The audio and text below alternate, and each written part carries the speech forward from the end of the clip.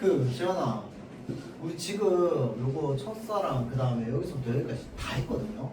그래가지고 요거 지금 수업했던 거는 영상을 따로 내가 저기 나중에 카톡으로 보내줄 테니까 그거 보고 주중에 다음 주 전까지 좀 최대한 할 수 있는 만큼 좀 해봅시다. 알겠죠? 한 2주차, 3주차 이렇게 될 거야. 알겠죠? 자, 그렇게 하고 일단은 글의 용역 22페이지 봅시다.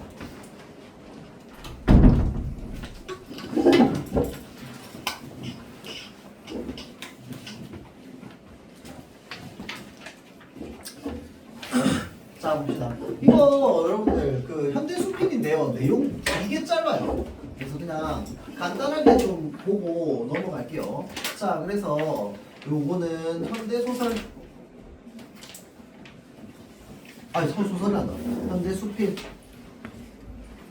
글쓴이가 자기가 겪었던 일을 바탕으로 자신의 생각을 이제 전개해 나가는 글인데요. 요거는요 선물과 관련되어 있는 내용입니다. 선물.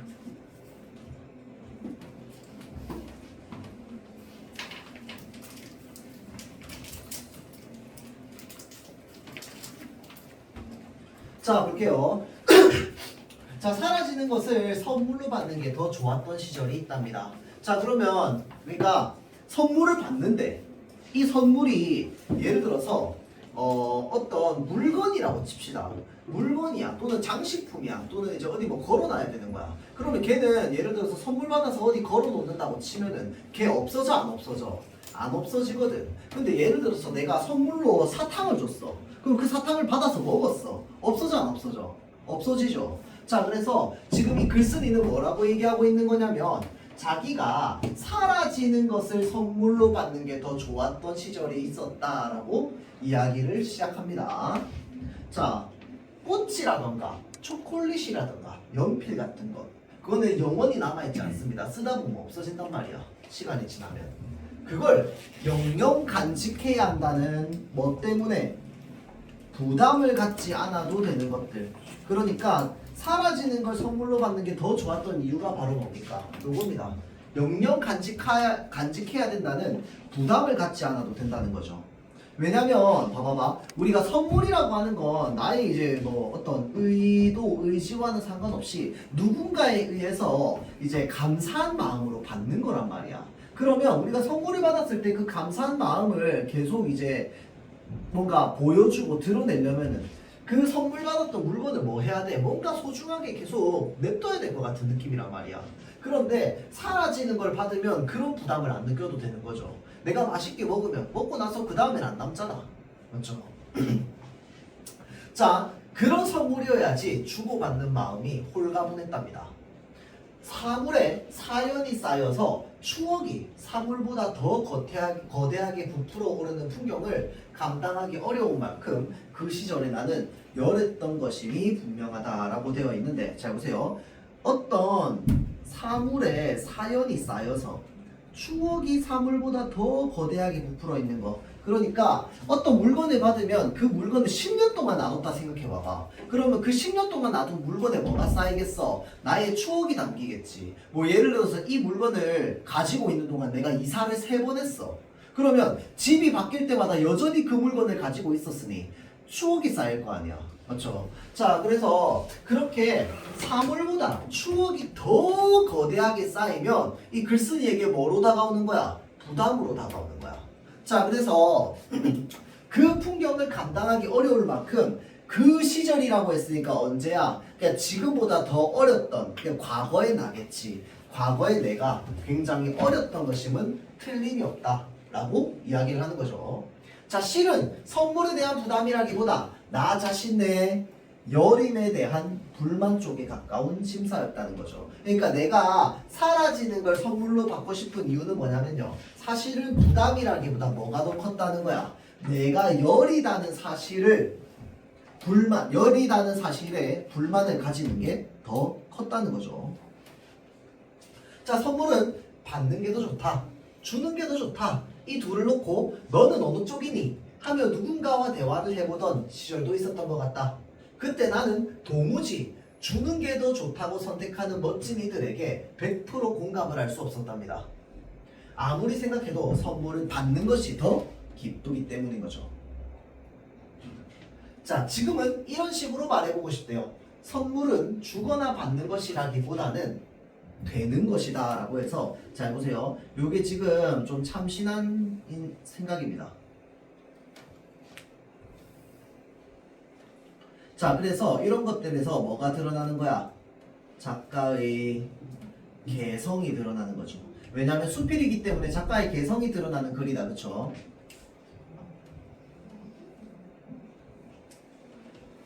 자, 그러면 잘 보세요. 글쓴이가 얘기했던 선물은요, 주거나 받는 것이 아니라 뭔가가 되는 것이다 라고 하는 게 성립하려면 뭐가 필요하냐면 얘네들이 필요하다는 거야. 되는 것이라고 하는 게 성립하려면 뭐가 필요해? 일단 첫 번째, 선물이 되는 사건이 하나 있어야 되고요.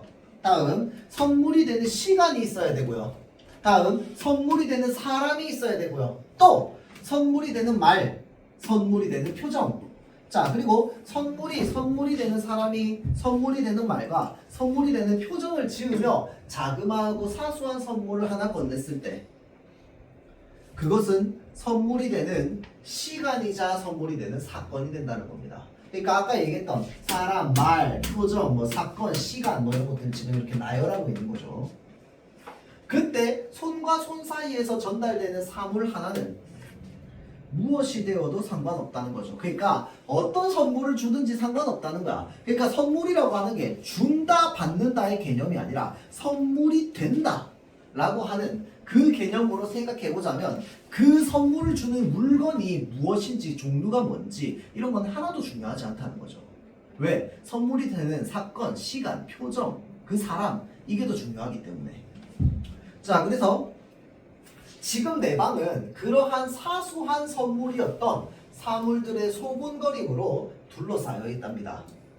이 방에 남겨진 나는 그 소곤거림을 배경음악처럼 등에 업고서 책을 읽거나 글을 쓴답니다. 그럴 때 나의 글쓰기는 어쩌면 대답 같은 것이고 어쩌면 약속 같은 것이고 즐거운 받아쓰기 같답니다.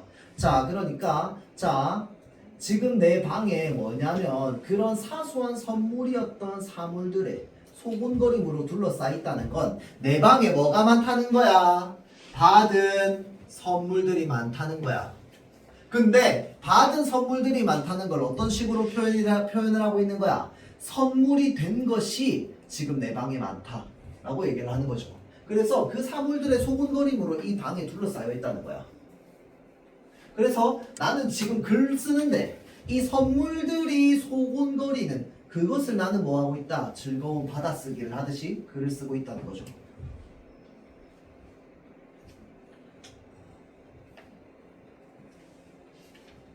자, 다음 이제 사례로 넘어갑니다. 사연. 베이징을 여행했던 선배가 왕창 사와서 다 주고 하나 남았어 라며 건네준 마오쩌둥이 그려진 케이스.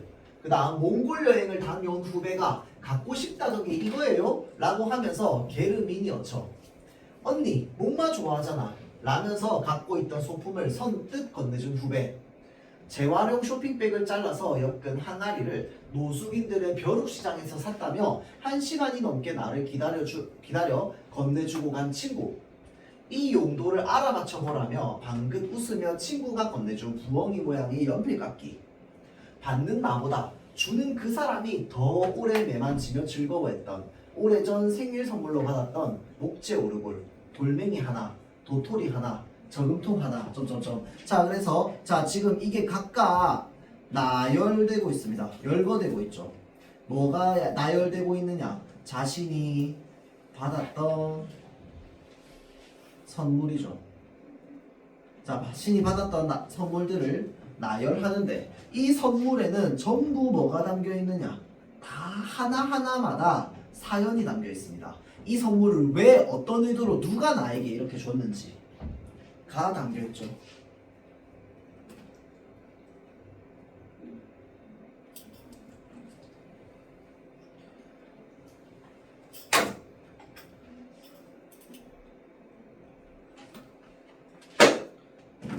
자, 다음. 적어 내려가다 보니 선물이 선물답게 되는 비결이 있다는 걸 지금 알게 됐답니다. 자, 그러면 선물이 선물답게 된다. 아까 선물이 된다라는 말을 썼잖아. 맞죠? 그러니까 선물이 선물답게 되는 비결이 있다는 걸 지금 알게 됐다는 거죠. 깨달음이에요. 깨달음이에요. 자, 선물을 건네면서 해준 한마디. 농담처럼 던졌든 지나가든 말했든 진지하고 가열하게 자신의 안목을 침튀기며 피력했든 간에 선물을 쳐다볼 때마다 저절로 떠오른다는 거죠. 뭐가 떠올라? 나에게 선물을 건네주면서 했던 그 한마디가 선물을 볼 때마다 저절로 떠오른다는 거야. 자, 그 한마디와 더불어 뭐도 표정도. 자, 이게 바로 뭐야? 아까 선물이 되는 겁니다. 맞죠? 자, 나에게 건네줄 때 나에게 해줬던 그 한마디 선물을 볼 때마다 생각나. 또 나에게 선물을 보내주던 주던 그 표정 선물을 볼 때마다 여전히 계속 생각나. 그렇죠? 그러면 나는 어떻게 한다고? 빙그레 웃고 만답니다. 아마도 이 선물들이 내 방 창가 선반에 쪼르르 놓여있지 않았다면 혼자 있는 내 방에서 빙그레 혼자 웃고 있을 일은 없었을지도 모른다. 자, 그러니까 이 선물들이 나에게 무엇을 주고 있습니까? 웃음을 주고 있습니다. 빙그레 하는 웃음을 주고 있죠. 자, 그들은 알고 있을까? 내가 이 사물을 쳐다볼 때마다 그때의 그 표정과 말투를 떠올리며 자주 웃는다는 걸. 청소를 하며 먼지를 닦아줄 때마다 옆에 사물에게 소개해주듯 말을 건넨다는 걸. 빙그레 웃는 나 혼자만의 시간이 선물이 되었다는 사실. 자, 지금 여기 뭐라고 적혀있어? 시간이 선물이 되었다는 사실. 자, 지금 뭐에 대해서 계속 연결해서 얘기하고 있는 거야? 아까 선물은요, 주는 것 받는 것이 아니라 선물은 되는 것이라고 했잖아. 자, 그래서 선물이 되기 위한 조건이 뭐였어? 그 표정, 시간, 그 다음에 그 사람이 했던 말 한마디, 그 사람 자체, 이런 것들이 다 선물이 되게 하는 요인이라고 했잖아. 자, 그래서 지금 선물이 되게 하는 요인들에 대해서 하나씩 얘기하는 겁니다. 그 시간이 나에게 선물이 되는 것. 그 시간이 나에게 선물이 되는 게 뭐야? 내가 내 방에 놓여있는 선물들 쫙 있는데 얘네들 막 닦고 그 다음에 관리해주고 그 다음에 같이 놓아주고 얘네들끼리 서로 소개해주고 이 시간이 날 빙그레 웃게 만든다고. 그 다음에 그 표정 떠올리면서 빙그레 웃게 만든다고.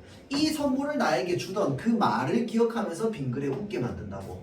자, 그래서 나에게 선물이 되는 무언가 시간이나 어떤 감정을 전해주는 거죠. 자, 다음. 나는 지금 라디오 하나를 골라야 한답니다. 자, 그럼 이번에는 주는 선물이겠죠. 글쓴이가 받는 선물이 아니고. 자, 이사한 친구에게 필요한 거 없냐고 물었고 라디오라는 말을 들었기 때문이랍니다. 자, 라디오를 고르자니 그 동네 FM의 주파수가 쉽게 잡히는 동네일지 아닐지, 그 새로운 집은 어떤 디자인의 라디오가 어울리는 공간일지, 하나부터 10까지 친구가 사는, 잘 보세요, 환경에 대해서 상상하게 된다는 거죠. 자, 그러면 그 친구가 놓여있는 환경에 대해서 상상한다는 건 그 친구의 무엇에 대해서? 처지에 대해 이제 생각을 하는 겁니다.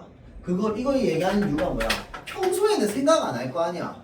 뭘 하니까 생각이 나는 거야? 선물을 주기로 마음 먹는 순간 생각이 나는 거죠. 왜? 그냥 선물하기 싫으니까. 뭐라도 이제 골라서 줘야 될 텐데. 이 고르는 행위 자체가 그 친구가 사는 환경이나 이런 것들에 대해서 상세히 상상하게 만드는 거죠.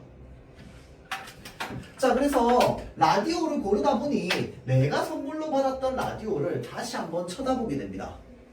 내가 꼭 갖고 싶어 하던 그 모델을 몇 년 동안 별러서 기어이 선물로 내밀었던 그 친구. 저 라디오에서 흘러나오는 음악을 들으면서 내가 지내온 시간들. 자, 라디오가 낡아가는 만큼 우리가 깊이 친해지고 있다는 게 새삼스럽답니다. 자, 이 낡아가는 라디오의 안부를 오늘은 친구에게 전해주어야겠다. 자, 이 라디오의 안부를 친구에게 전해주어야겠다라고 하는 게 뭐야? 너한테 받은 이 라디오 지금 집에서 이렇게 쓰이고 있어. 야, 이렇게 지금 집에 있어. 라고 하는 그 안부를 지금 이 자기에게 선물 준 친구에게 전달해 준다는 거죠. 인증사진을 찍어서 그때를 함께 새삼스레 떠올려보고 싶어서 이 그때가 뭔데? 선물을 받은 그때겠죠.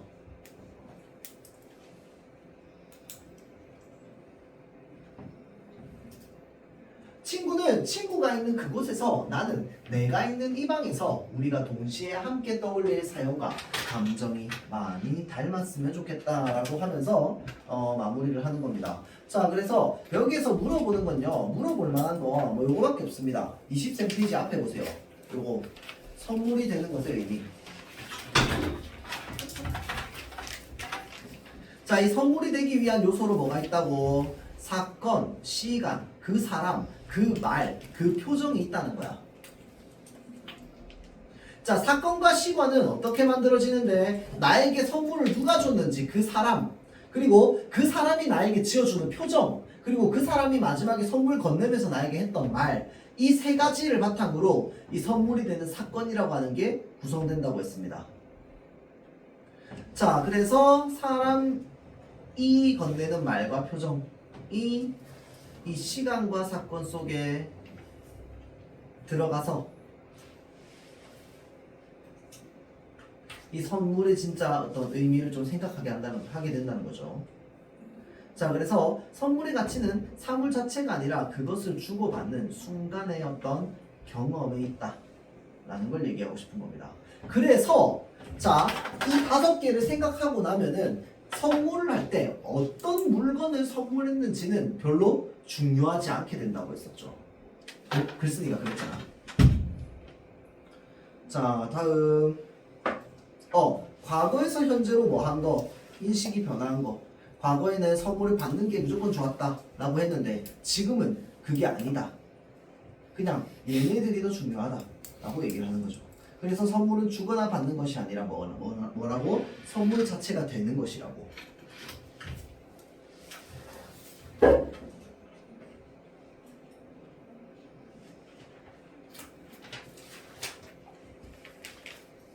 자, 그 다음 요거 봅시다. 다음 페이지로 넘어와서 자, 나가 선물로 받은 라디오를 다시 본 이유.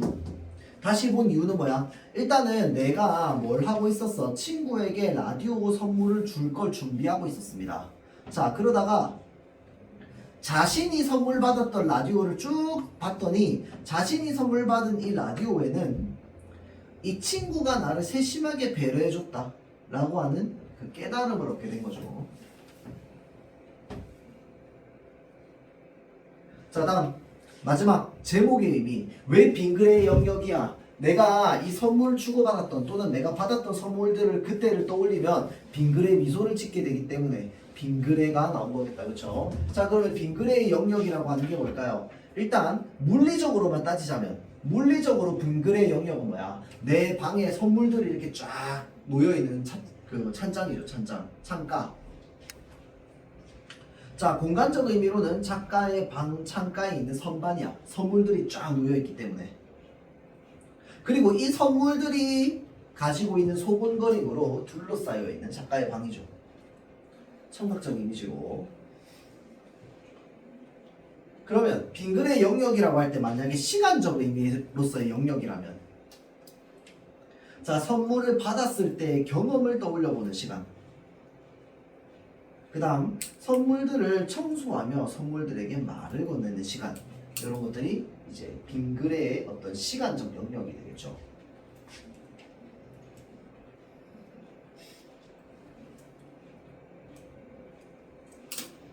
자, 이 선물의 의미 요거 두 번째 거 봅시다.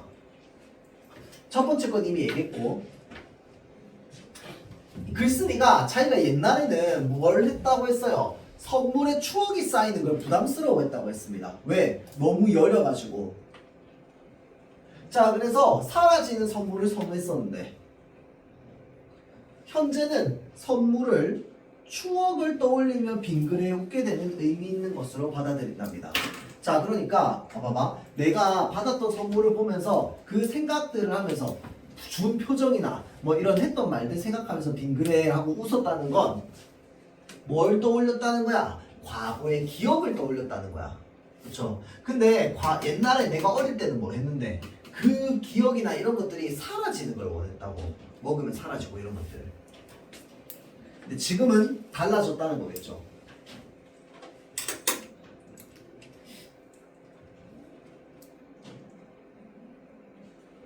그래서 뭐 그게 끝입니다.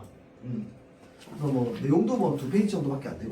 근데 생각보다 여러분들 저거 만약에 빙그레의 영역을 서술형으로 적으라고 하면 좀 까다로울 수도 있습니다. 알겠죠? 그러니까 글쓴이가 느꼈던 것이 무엇인지를 좀 구체적으로 서술해라 라고 할 때. 알겠죠? 자, 다음 페이지를 138페이지로 넘어갑시다. 이거 2-3의 리바운드라고 하는 이게 사실 영화 시나리오인데요. 이게 개봉한 지가 얼마 안 됐거든요. 몇 년 안 됐어. 혹시 이거 영화 본 사람 있어요? 이번에 재개봉한대요. 그니까 재개봉한다네. 난 문제는 뭐냐면요. 난 이 영화도 안 봤고 얘 글도 안 봐가지고 내가 이 지문이 뭔지 모릅니다. 난 몰라 이걸. 조만간에 영화를 보러 갈까 생각하고 있어요. 되게 잘 만든 영화라는데. 근데 흥행은 안 했다더라고. 요즘에 138페이지입니다. 네? 138. 이방원 하는 거 아니었어요? 뭐라고? 이방원 하는 거 아니었어요? 뭘? 이방원. 아니야, 나 모른다니까 내용을. 아, 나도 읽고 좀 보게. 아, 아니 영화를 보고 오던지. 개봉된 지 안 돼가지고 이거 리바운드가 국어 교과서에 실린 게 이번이 처음일걸? 1학년 국어 교과서에 아무데도 안 실려있고. 그래서 나도 내용을 모릅니다. 그냥 농구 얘기라는 거 많아요. 자, 넘어갑시다. 나중에 그거 내가 보고 와서 얘기를 할게요. 자, 산이나 에워싸고. 자, 제목에서부터 뭐가 느껴져? 지금 뭔가 의인화된 산이라고 하는 존재가 느껴집니다. 그렇죠? 자, 에워싸다라고 하는 건 지금 산이 내 주변으로 어떻게 돼 있는 거야? 지금 둘러싸여 있는 거야. 이게 산이 날 에워싼다 라고 얘기를 하는 거죠. 그렇죠? 자, 보겠습니다. 잘 보세요. 산이 날 에워싸고 나한테 뭐라고 얘기하냐면 씨나 뿌리며 살아라 라고 얘기한답니다. 산이 나한테. 다음, 밭이나 갈며 살아라 라고 얘기한대요. 자, 지금 나를 주변에 둘러싸고 있는 산이 있고요. 이 산으로부터 내가 지금 어떤 메시지를 받았는데 그 메시지가 바로 뭐야? 씨나 뿌리고 살아라. 그 다음에 밭이나 갈며 살아라 라고 얘기를 했다는 거야. 자, 다음, 어느 짧은 산자락에 집을 모아서 아들 낳고 딸 낳고 흙담 안팎에 호박 심고 돌찔레처럼 살아라 한다. 쑥대밭처럼 살아라 한다. 자, 그럼 여기까지 딱 끊었을 때 산이 나한테 어떻게 살라고 하는 건데? 라고 하면 자, 우리 사실은 이 시가 쓰인 시대가 1920, 30년대인데요 1920, 30년대에 여러분들 도시 가면 백화점도 있고 뭐 건물도 있고 있을 거 다 있었어요. 여러분들 전차도 다니고 차도 다니고. 근데 지금 산이 날 보고 뭐 한다는 거야? 지금 이렇게 살으라고 얘기한다고요. 자, 그럼 봅시다. 짧은 산자락에 집을 모아서 이렇게 아들 딸 낳고 흙담 안팎에 호박 심고 그렇게 살라 라고 얘기하는 건 지금 나보고 어떻게 살아라? 소박하게 살아라. 소박한 삶을 살아라 라고 얘기한다는 겁니다. 지금 산이 나한테 이렇게 살라고 얘기했으니까. 그리고 이렇게 살아가는 삶은 밑에 나와 있는 문장을 바탕으로 볼 때 뭐랑 똑같은 거야? 이렇게 살아가는 삶은 들찔레와 그렇지 똑같고 그 다음에 쑥대밭과 똑같은 거야. 그러면 이제부터 이 시는 들찔레 같은 삶, 쑥대밭 같은 삶이라고 하면 그거는 전부 뭐랑 연결돼? 소박하게 살아가는 삶으로 연결될 거야. 그리고 이 얘기 누가 했는데? 산이 나에게 했잖아. 맞죠? 자, 산이 나에게 했으니까 이거를요. 자, 위로 올라가서 잘 보세요. 산이 또 나한테 뭐라고 했었는데 1년에서 씨나 뿌리며 살아라. 밭이나 갈며 살아라 라고 얘기했죠. 그러면 마찬가지로 이렇게 살아가는 건 역시 무슨 삶인 거야? 소박한 삶인 거야.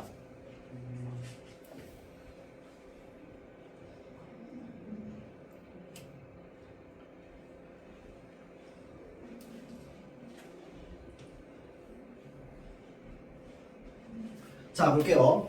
다음 산이 날 에워싸고 금음달처럼 사위어지는 목숨. 사위어진다라고 하는 건 이 싸그라드는 이 말이야. 그러면 싸그라드는 목숨이라고 하는 게 무슨 말인데? 그러니까 죽어가는 거지. 죽어가는 목숨. 죽어가는 목숨. 자 근데 어떻게 죽어간다고? 금음달처럼 죽어가는 모습. 금음달처럼 살아라 한다. 금음달처럼 살아라 한다. 자 생각해보세요. 금음달이 쭉 지나요. 그럼 나중에 뭐가 되겠어? 이 달은 보름달이 되기 전에 일단 뭐부터 돼야 돼? 사라지는 거 먼저 돼야 돼요. 맞잖아. 자 그래서 금음달이 됐다가 완전히 사라진 다음에 뭐가 되는 거야? 다시 이제 달이 점점 부풀어 오르는 거 아니야.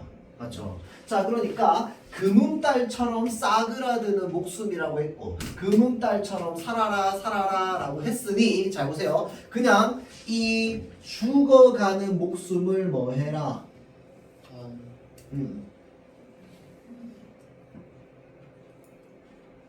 그렇지. 받아들여라. 라고 얘기한다는 거죠. 금음달처럼 살아라 라고 하는 건 이제 이렇게 죽어가는 목숨인데 그 죽어가는 목숨을 그대로 뭐 해라? 그냥 받아들이라.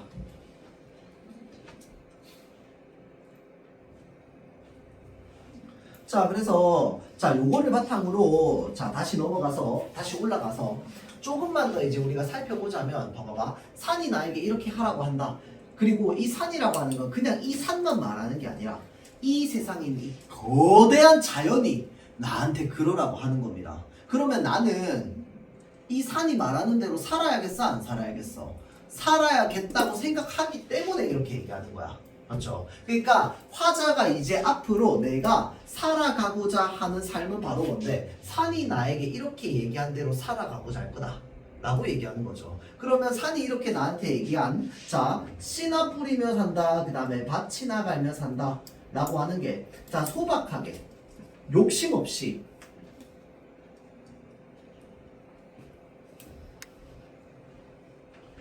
살아가는 것이고요. 이 욕심 없다라고 하는 게 아까 저희 위에 나왔던 최소한의 생계를 유지한다랑 똑같은 말입니다. 그 씨를 뿌리고 살면요 여러분들 내가 뿌린 것 이상으로 거둘 수 있어 없어? 없습니다. 그리고 씨나 뿌리면서 살아가면요 여러분들 내가 뿌린다고 해서 뿌린 대로 다 나지도 않습니다. 그리고 그 뿌린 대로 다 나지도 않은 것들을 나는 뭐 하면서 살아가야 돼? 그냥 받아들이면서 살아가야 되는 거거든. 그래서 밑에 나오는 그런 삶의 태도가 여기 두 줄에 다 담겨있다 라고 볼 수 있습니다. 자, 그 다음 옆에 표현상의 특징 한번 볼게요. 표현상의 특징. 동일한 문장 구조를 반복합니다. 산이 나에게 뭐 하며 살으라 한다, 뭐 하며 살으라 한다, 뭐 하며 살으라 한다. 계속 그렇게 나온다, 그렇죠? 자, 그래서 유사한 문장 구조를 반복해가지고 운율을 형성하고 있고요. 산이 화자에게 어떤 말을 전달하는 형식으로 화자에 뭘 드러낸다고 아까 내가 얘기했지. 산이 얘기하는데 실제로 산이 나한테 얘기할 수 없잖아. 그러니까 사실은 뭐야? 화가 지가 살고 싶은 모습을 뭐로 얘기하는 거야? 산이 나한테 이렇게 살으라 한다 라고 얘기한다는 거야. 사실은 누가 살고 싶은 거야? 그렇게 내가 그렇게 살고 싶은 겁니다. 욕심 없이 소박하게. 자, 다음. 자, 산이 날리고 싸고 그물가처럼 사유진 목숨. 아, 요거는 뭐 근데 죽음과 관련해가지고 이렇게 하고 그냥 마무리하면 되겠네요. 자, 그래서 잘 보세요. 요게 조금만 더 넘어가자면, 자, 그 박목월의 시는요, 시가 구절이 되게 짧거든요. 짧아서 뭐 여러 가지 의미나 이런 것들로 해석 좀 이렇게 대입해가지고 해석하기도 좋고, 그 다음에 필기되는 내용이나 이런 것들도 좀 많기도 합니다. 자, 그래서 자 지금 이 산이요, 잘 보세요. 나의 주변을 둘러싸고 있다고 했잖아. 그쵸? 마치 울타리처럼. 그러면 나는 산 넘어 보여 안 보여? 안 보일 거 아니야. 산에 의해서 딱 내가 뭐 한 거 같냐면 이제 딱 공간이 지어진 것 같은 느낌입니다. 그래서 이 공간 지어진 이 산 사이에 있는 나는요, 그 외부가 보여 안 보여? 안 보여. 이 외부가 안 보이고 외부가 차단되어 있는 내부 안에서만 내가 있는 거거든. 그리고 이 내부에서 내가 어떻게 살아가는 거야? 그냥 아주 만족스럽게 살아가는 거야. 욕심 하나도 없고 그냥 내가 뿌린 대로 거두면서 살겠다는 거거든. 그리고 죽음이 다가오면 어떻게 하겠다고? 그냥 그거 운명처럼 받아들이면서 그냥 살아가겠다는 거거든. 그래서 이 공간은요, 뭔가 그 외부의 공간과 좀 다른 단절된 느낌이 좀 있습니다. 자, 그래서 이 산이 둘러싸고 있는 이 공간 자체를 뭐라고 얘기할 거야? 이렇게 초월적인 공간으로 얘기할 거야. 초월이라고 하는 게 뭡니까? 그냥 이제 한 단계 올라서서 무언가에 대해서 초월한다 라고 하면, 예를 들어서 우리가 세상을 살아가는 데 있어서 뭐 세속적 욕망이니 뭐니 뭐 이런 것들 많을 텐데, 그런 것들에 휘둘린다 안 휘둘린다? 안 휘둘린다는 거거든. 딱 산이 날 에워싸고 있으면서 나는 나에게 주어진 것만 하고 살아가고 나에게 다가오는 죽음을 그냥 겸허히 받아들이면서 살겠다 라고 얘기하기 때문에, 이 산이 날 둘러싸고 있는 공간 자체가 뭐가 되는 거야? 내가 초월하게 되는 초월적 공간이 되는 겁니다. 자, 그 다음 뒤로 넘어갈게요.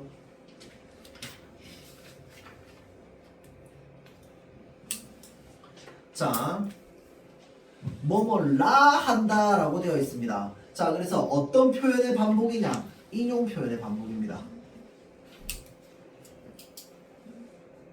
누가 나한테 얘기하는데, 누가 화자한테 얘기하는데? 산이 화자한테 얘기해.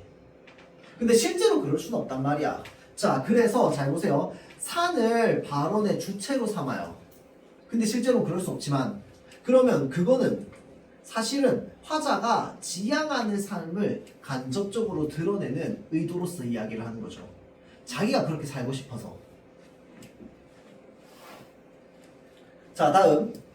산이 화자에게 한 말을 화자가 전달하는 식으로 산의 말에 뭐 한다? 동화되어 있는 화자의 태도가 보여집니다.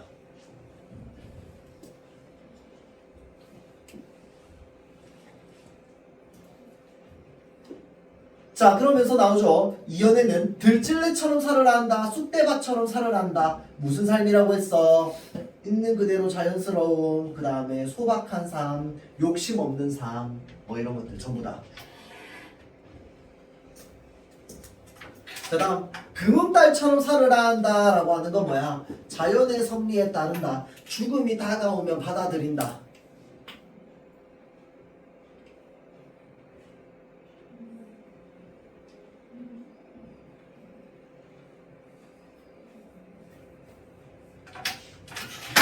자, 잘 보세요. 산이 날 에워싸고 있고요. 자, 요 밑에 생계, 일상, 달관. 아까 이 초월한다라고 하는 게 초월해서 얻게 되는 태도가 바로 달관적인 태도죠. 그러니까 이제 이 죽음이나 또는 세속적 욕망이나 뭐 이런 모든 것들에 내가 휘둘리지 않게 되는 거.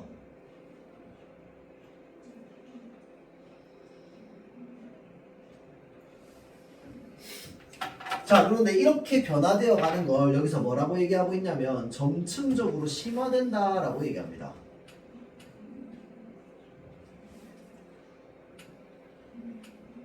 자, 어떻게 심화되는데 나는 진짜 이 자연물처럼 살고 싶어 라고 하는 이 정서가 더 이제 1년, 2년, 3년으로 갈수록 더 강해집니다. 자, 그래서 화자가 추구하는 자연 속 삶이 점점 고양되어 가는 거, 끌어올려지는 거죠. 왜? 점점 달관의 경지에 오르게 될 거거든.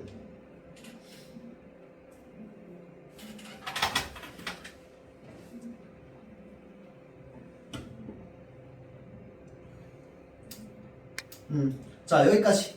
다음 거 넘어갑시다. 정희성이고요. 저 산이 날더러. 이게 뭐냐면요, 여러분들. 약간 답시 같은 겁니다. 그러니까 패러디긴 한데, 그 여러분들 패러디 봤잖아. 저기 1학년 때 황만근은 이렇게 말했다. 이거 완전 패러디 투성이 작품입니다. 맞죠? 황만근은 이렇게 말했다라고 하는 그 제목 자체도 어디에서 따왔어? 니체의 책인 자라투스트라는 이렇게 말했다라고 하는 제목에서 따온 거잖아. 맞죠? 그리고 차용한 것도 마지막 결말 처리 방식이 뭘 차용했습니까? 묘비명의 형식을 차용해가지고 이야기했잖아. 기억나죠? 황만근의 삶. 그 저기 노뚜렁이 이렇게 경운기 타고 가다가 노뚜렁에서 넘어져가지고 저거 그 집으로 돌아오지 못하고 그 상태로 이제 동사돼가지고 돌아오잖아. 그렇죠? 자, 그래서 그런 것들도 이제 패러디라고 볼 수 있는데 이런 것들도 뭐냐면요. 지금 이 모걸시 운을 빌려라고 되어 있습니다. 이게 이제 박모걸의 시를 말하는 거야. 그렇죠? 자, 이 정희성 씨는요. 1900한 7, 80년대? 요때 이제 활동을 좀 했던 작가거든요. 자, 그래서 차이가 좀 있어요. 정희성이면 여러분 안 들어갔겠구나. 자, 그때야. 그러면 박모걸 씨는 언제냐? 1920, 30년대 사람이에요. 차이가 좀 나죠. 자, 그래서 지금 이 정희선 씨 저 산이 날더러라고 얘기하는데 이게 딱 지금 어떤 상황이랑 똑같은 거야. 앞에 시에서 저 산이 나보고 이렇게 살으라 한다 라고 했던 이 저 산이 애워싸고 라고 하는 시와 일맥상통하는 부분이 좀 있습니다. 알겠죠? 그러니까 이 작가가 지금 이 박모걸의 시의 어떤 구절을 빌려와가지고 저 산이 날더러 이렇게 살으라 한다, 저 산이 날더러 이렇게 살으라 한다 라고 하는 이 구절을 가져와가지고 지금 패러디해가지고 새로운 의미를 만들어낼 겁니다. 알겠죠? 자, 볼게요. 자, 그래서 우리가 보통 이런 걸 보고 문학작품의 재구성이라고 합니다. 자, 산이 날더러는 흙이나 파먹으라고 한답니다. 자, 그럼 이번에는 뭐 파먹으라고 해? 산이 나한테 흙이나 파먹으라고 해. 자, 다음 날더러는 삽이나 들라 하고.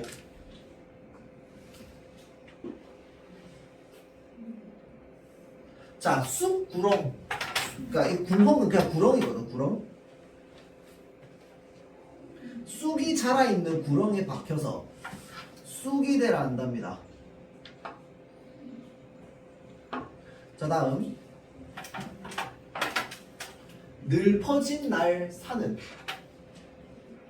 쑥국새 울고. 늘 퍼진 날 이렇게 막 쫙 퍼져 있는 날 산은 쑥국새 울고 저만치 홀로 서서 날더러는 자 쑥국새 마냥 울라 하고 라고 되어 있어.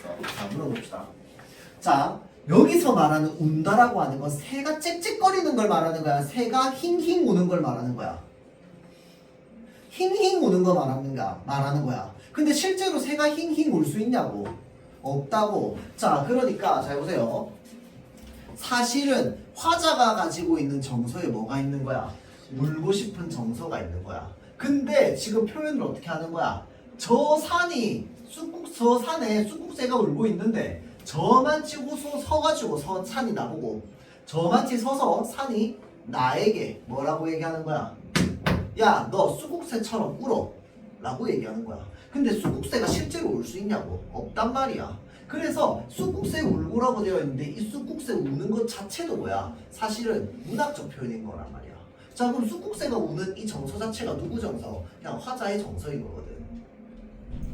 자, 그래서 쑥국새가 울고 있는 상황에서 산이 나보고 쑥국새처럼 울라고 얘기한다고.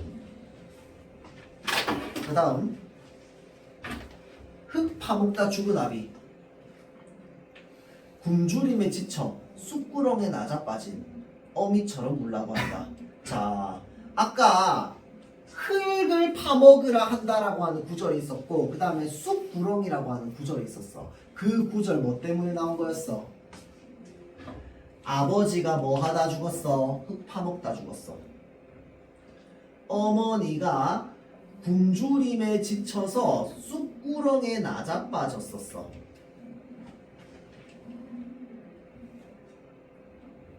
그래서 아까 산이 나보고 뭐라고 얘기한다고? 흙이나 파먹으라 한다고. 쑥구렁에 박혀서 쑥이나 되라 한다고. 마치 뭐처럼? 니네 아버지처럼, 니네 어머니처럼. 이 되겠지. 이해돼요? 자, 그래서 요거는 아버지, 요거는 어머니.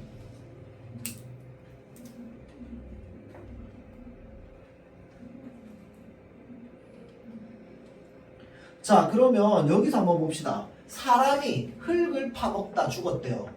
쑥을 굶주림에 지쳐서 쑥구렁에 나자빠졌답니다. 어떤 삶이야?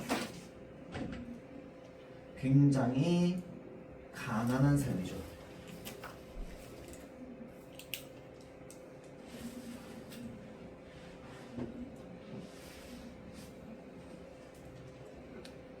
자, 잘 보세요. 근데 여기 뭐라고 적혀 있어? 처럼 울라 한다고. 아까 울라 한다는 거 뭐 때문에 나왔어?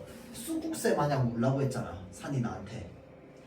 그리고 잘 보세요. 아까 산이 나한테 뭐라고 했어? 흙이나 파먹으라 하고 쑥구름에 박혀서 쑥이 되라 한다고. 자, 그러면 마치 돌아가신 흙 파먹다 돌아가신 너네 아버지처럼, 그 다음에 쑥구렁에 나자빠진 너네 어머니처럼 되라 라고 얘기하는 건, 내가 산에게 그런 메시지를 들었다는 건 부모님이 가졌던 이 가난을 내가 벗어났다 못 벗어났다?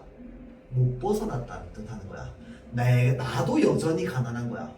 부모님의 삶이 매우 가난해서 힘들어서 굶다 지쳐 죽었다고요. 그게 굶다 지쳐 돌아가셨다고요. 근데 그런 삶을 지금 산이 나보고도 살라고 얘기한다는 건, 나 역시 지금 그랬던 부모님의 삶을 벗어났다 못 벗어났다? 못 벗어났다는 걸 얘기합니다.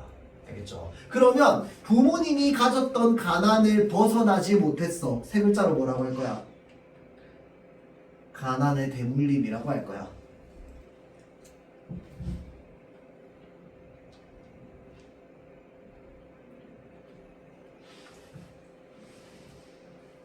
자, 그러면 이 어미처럼 울라 한다라고 할 때 이 울음 자체는 굉장히 어떠한 거야? 비참한 거야.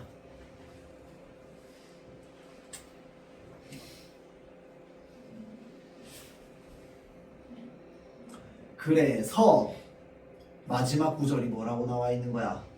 산이 날더러 흙이나 파먹다 죽으라고 한다고. 아까 앞에 나왔던 내용의 반복과 변주입니다.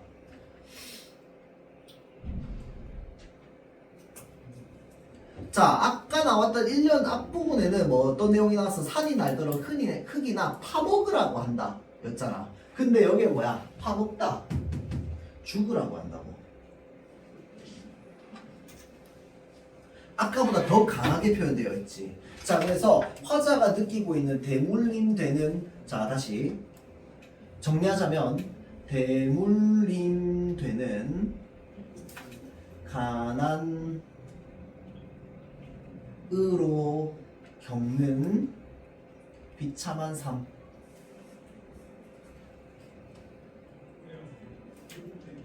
삶을 흙이나 파먹다 죽으라고 한다라고 하면 아까 나왔던 표현보다 훨씬 더 정서가 어떻게 되어 있어? 심화되어 있는 거거든, 심화. 그래서 그러한 삶을 강조하고 있죠. 화자의 현실이 굉장히 힘든 겁니다.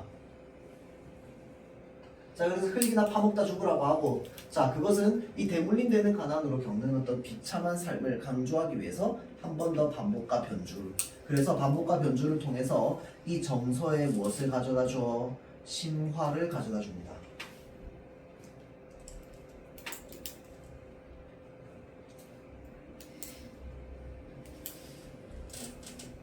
자, 그러면 잘 보세요. 여기에서 드러내고자 하는 건, 잘 보세요. 화자 자체가 그런 게 아니고요. 이 화자의 정서를 어디로 확장시킬 거냐면, 화자뿐만 아니라 그 시대에 사는 삶으로 전부 확장을 한다면,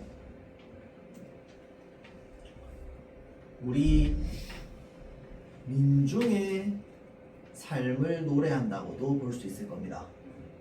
그냥 단순히 이 화자만 그렇게 힘들게 살고 가난하게 산 게 아니고, 당시에는요, 가난하게 사는 사람들이 너무 많았기 때문에 이 가난을 벗어나기 위해서 노력하지만, 잘 보세요. 산이 이 화자에게 그냥 흙이나 파먹으라 하고 삽이나 들라 하고, 삽이나 들라 하는 게 뭐야? 지금 힘들게 일하라 이 말이잖아. 그렇죠? 힘들게 일이나 하라 그러고, 쑥구렁에 박혀서 쑥이나 되라 하고, 마치 나자빠진 어머니처럼. 그렇죠? 자, 쑥국새 마냥 울라고 얘기하는 건 그런 삶을 지금 화자만 살고 있는 게 아니라 모두가 살고 있다. 그 시대를 살고 있는 누군가 모두가 살고 있다 라고 하면 그 시대의 가난으로 인해서 고통받고 있는 이 민중 전체를 상징한다 라고도 볼 수 있겠죠. 자, 그래서 이 가난을 벗어나지 못하는 어떤 아주 비참한 민중의 삶으로 연결할 수 있을 겁니다.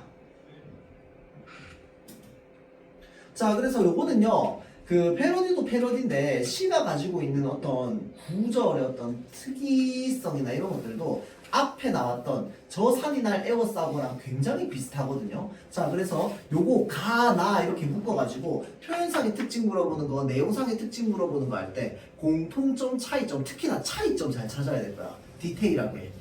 가에는 나오는데 나에는 절대 없는 거, 나에는 있는데 가에는 절대 없는 거, 이런 것들을 꼭 생각해야 될 겁니다. 왜냐면 생긴 형태가 되게 비슷해서 공통점은 되게 많거든요. 자연물로 하여금 이제 무언가를 이제 하라고 부여받는, 그러니까 소리를 듣는, 내용을 듣는 이제 그런 구성으로 되어 있다는 건 앞에 나왔던 저기 작품이랑 이 작품이랑 똑같다, 그쵸? 자, 그런데 사실 말하고자 하는 걸 보자면, 잘 보세요. 이걸 보고 운명론적으로 운명을 받아들이려고 한다라고 하면 맞아, 틀려? 틀렸어요. 운명론적으로 뭔가 운명을 받아들인다기보다는 이거는 뭐 하고 있는 거야? 비참한 현실을 다시 인식한다. 그러니까 비참한 현실을 다시 한번 이제 느낀다 정도가 돼야 돼요. 그래서 이거를 보면서 뭔가 운명론적으로 나의 분수에 맞게끔 살아가는 삶을 딱 받아들이면서 욕심 없이 소박하게 살아가고자 하는 마음, 이런 것들이 들어가 있으면 안 되는 거야. 자, 그래서 혈기나 파먹으려고 한다라고 하는 건 소박한 삶이 아니고 바로 뭔데? 찢어지게 가난한, 가난은 비참함입니다. 비참함.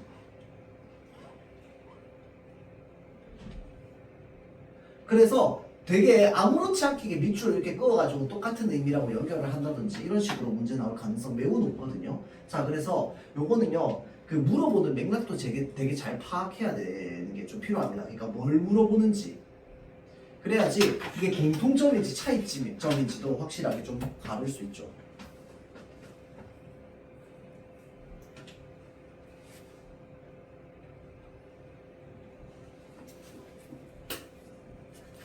어, 141페이지 봅시다.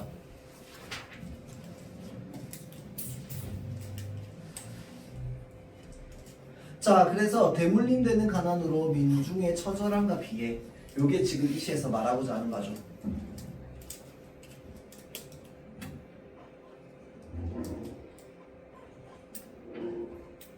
자, 그래서 마지막에 점점 올라가다가 요렇게 딱 마무리가 지어지는 건 화자가 느끼고 있는 절망적 정서를 굉장히 심화해서 나타내는 거다.